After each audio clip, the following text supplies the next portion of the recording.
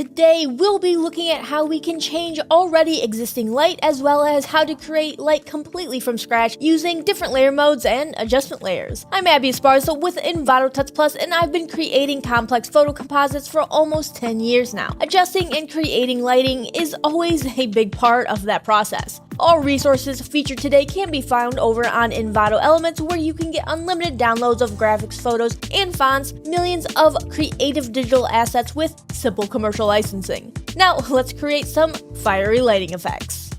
Let's start things off by quickly setting up our environment. In this case, the majority of light will be behind the subject. Later on, we'll also be adding a smaller light source coming from the bottom left corner. So let's place an image of a large fire right behind our subject and then add a filter, blur gallery, field blur of around 13 pixels or so. Stuff like that is always up to you, however. Go ahead and experiment. Next, at the top of our layer stack, we want to create a selective color adjustment layer affecting the reds, yellows, neutrals, and blacks. Then let's add a punch of brightness with a brightness contrast layer set to a brightness of 22. We're going to group those two adjustment layers together and then lock them, as they'll stay at the top of our layer stack from here on out. Next, we want our subject placed right in the center of the canvas. Go ahead and extract them using your preferred method. Now let's add an image, adjustments, curves, and bring down the highlights pretty significantly. Our subject in this case is exceptionally bright, so we want to make sure to dull all of those highlights. I do recommend working with smart objects, as settings like these may need to be adjusted as you go.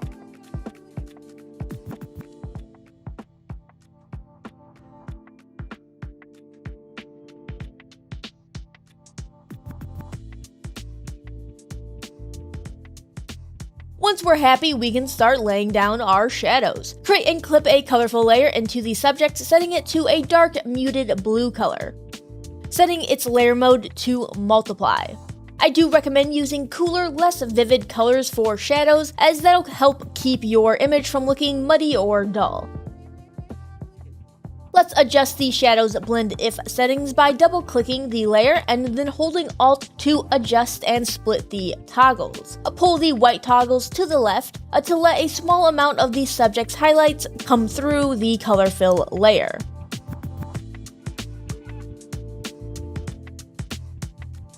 Select the color fills layer mask and invert it using Ctrl-I.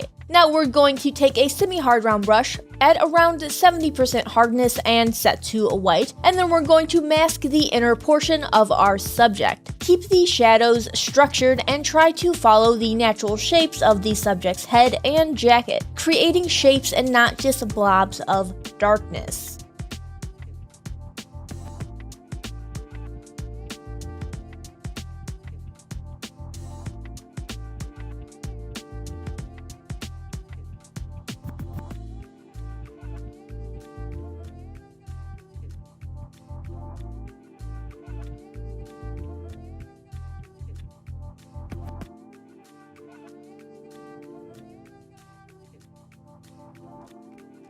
Once happy with the first round of shadows, we're going to duplicate the color fill layer, delete the layer mask, and adjust the blend if so that even more of the highlights can shine through.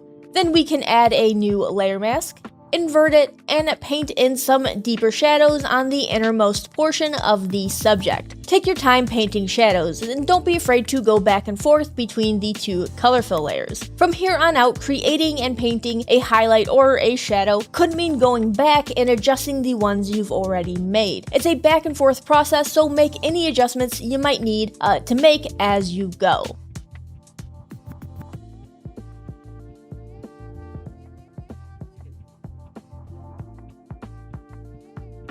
So on this subject, the necklace still has a large amount of shine to it. Let's create another colorful layer set to a burnt orange color with a layer mode of darken. Add a layer mask, invert the layer mask, and then mask the color back in over the chain and zippers of the jacket. You can leave some of the highlights on the chain if you think they may be catching a bit of light. Just zoom in nice and close and mask out the highest parts of the chain. Creating structured shadows like this helps make an image feel a bit less flat. And with our shadows laid, we can move on to our lighting. Let's start with some general lighting. Create and clip a new layer into the subject, setting it to overlay and bringing its opacity down to around 60%. Take a large soft round brush and paint in a semi-bright orange color around the subject. Set the flow of the brush to 20% or less so you can build things up nice and slowly. Build light up nice and slowly. You don't have to be precise, but keep the shape of the subject's features in mind. Try to follow the ridges of the hair and the curves of the jacket.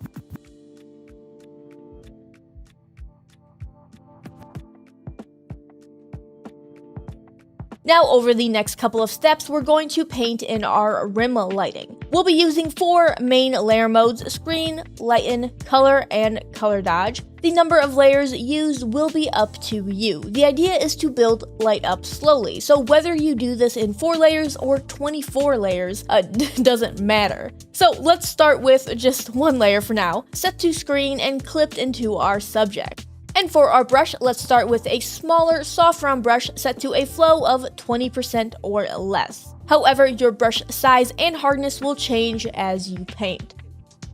Let's use a brighter orange color to bring light onto the edges of the higher portions of the subject. Keep a light hand while painting, and as always, build the color and light up slowly, making sure the ends taper and blend really nicely.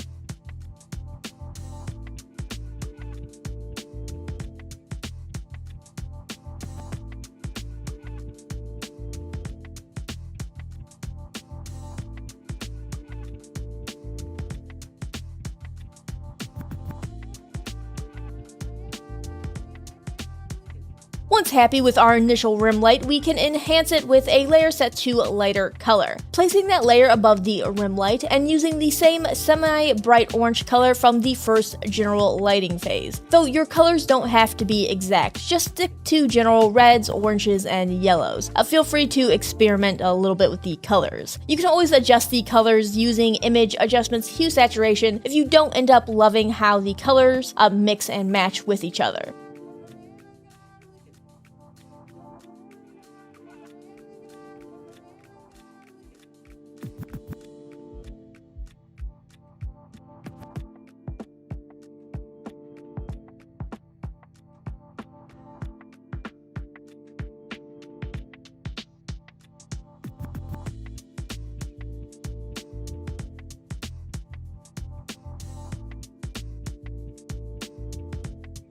So after a round of screen and lighter color layers, we can add a layer set to color dodge. Color dodge will brighten and add both contrast and color to everything beneath it. A little too much, in fact. So to keep it contained in the highlights, as that's the only thing we want to brighten at the moment, let's use blend if and pull the black toggles to the right. Now we can paint using a bright yellow-orange color without worrying about the lighting bleeding into the shadows. Repeat those same techniques using the same colors and layer modes to add rim lighting to the glasses and further enhance the current rim light. Keep your blush flow rate nice and low and take your time.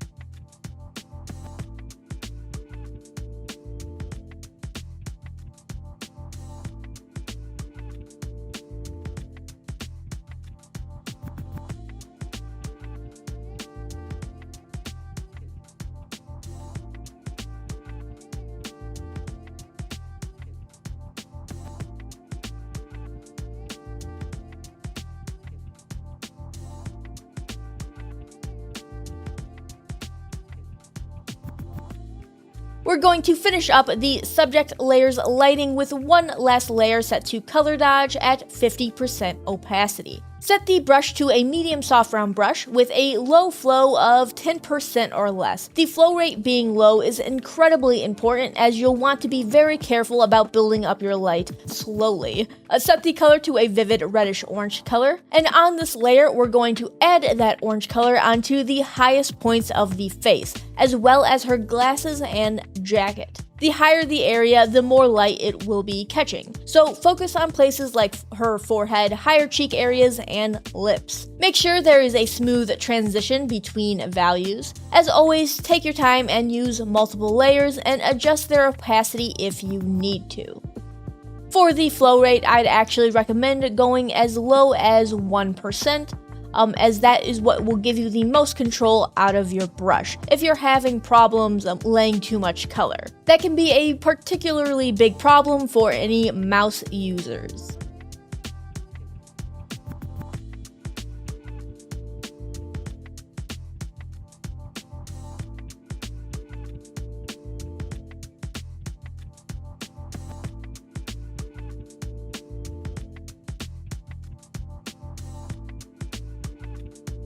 Next, a new layer set to overlay.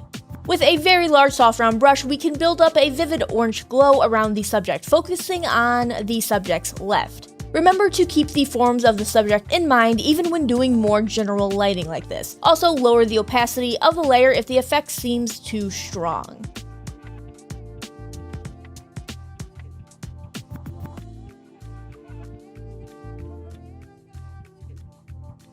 Next, we can use that same brush and color to build up lighting on a couple of new layers set to screen. In total, I used around 3 or 4 layers, each with a different opacity and a slightly different shade of orange.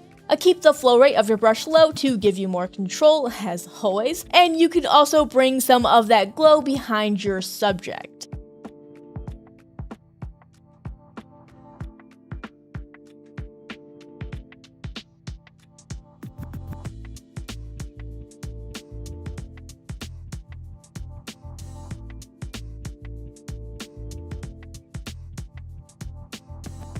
Let's finish up by giving the subject one last bit of rim light by duplicating the subject, bringing that duplicate below the original, adding a color overlay layer filter, filling it with a bright orange color. Then right-click Convert to Smart Object, and set that layer mode to lighter color. Finally, nudge the layer up a few pixels and use the warp tool to bring some of the orange rim light onto the jacket. You can also mask out any areas that seem overly solid or flat.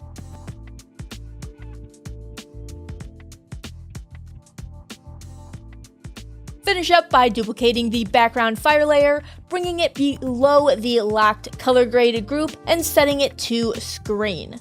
Then we can position it so that the fire appears in the bottom left corner and some of the embers are floating over the subject's face.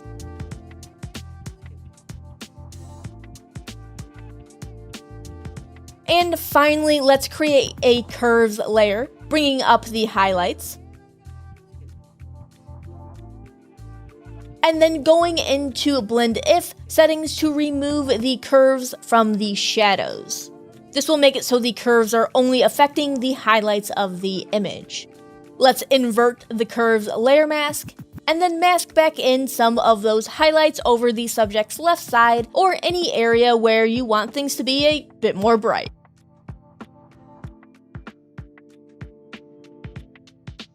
And that is how to add light in Photoshop. If that wasn't enough and you're looking to learn even more, why not check out some of the other excellent videos that Envato Tuts Plus has to offer.